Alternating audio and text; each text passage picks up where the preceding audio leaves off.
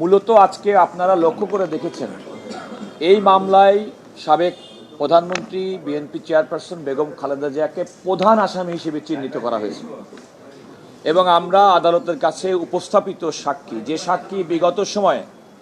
দুদক এবং সরকারের পক্ষ থেকে উপস্থাপন করা হয়েছে তার প্রত্যেকটি সাক্ষ্য থেকে আমরা দেখাতে সক্ষম হয়েছি যে প্রধানমন্ত্রী রিলিফ ফান্ডের কথা বলা হয়েছে সেই রিলিফ ফান্ডের সঙ্গে কোনো রকম সংস্রব বেগম খালেদা জিয়ার ছিল না।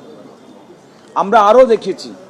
পরবর্তীতে এই মামলায় যে সমস্ত ট্রাস্ট হয়েছে যে ট্রাস্টের মাধ্যমে গেছে সেখান থেকেও ব্যাংকিং চ্যানেলের মাধ্যমে সেই ট্রাস্ট পরিচালিত হয়েছে। আমরা এও বলেছি যে টাকাটির কথা বলা হয়েছে সেই টাকাটি কমপক্ষে 2 বছর পর্যন্ত সেখানে প্রধানমন্ত্রীর তহবিল ফান্ডে সেখানে উপস্থিত ছিল। কোনো ব্যক্তি যদি কোনো কারণে কোনো প্রাপ্য টাকা যদি তাহলে তিনি সেই টাকা সেখানে এতদিন পর্যন্ত রাখবেন না। এটা হচ্ছে একটা।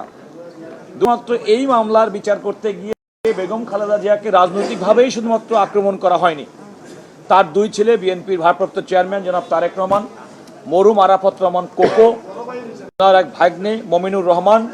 এমনকি বিএনপি নেতাদের পর্যন্ত নাম উল্লেখ করে বলা হয়েছে যে তারা সবাই মিলে সংঘবদ্ধভাবে এই ধরনের তাদের ভাষায়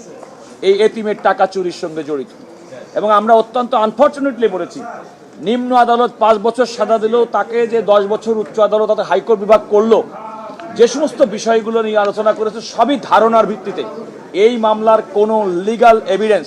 আইনগত কোনো সাক্ষ্য নেই, সেটা আমরা চুলচিলা বিশ্লেষণ করে আদালতের সামনে বলেছি এবং আমরা সেটা আমরা প্রত্যাশা করে আমাদের সিনিয়র বলেছেন যে আমরা আমাদের বক্তব্য উপস্থাপন করেছি, আদালত আমাদের বক্তব্য শুনেছেন এবং আমার মনে হয় যে আমরা যেটা প্রত্যাশা করি সারা দেশের মানুষের প্রত্যাশা করে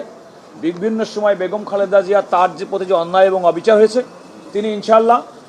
আজকে স্বাধীন বাংলাদেশে ন্যায় বিচার পাবেন, এটা আমাদের প্রত্যাশা।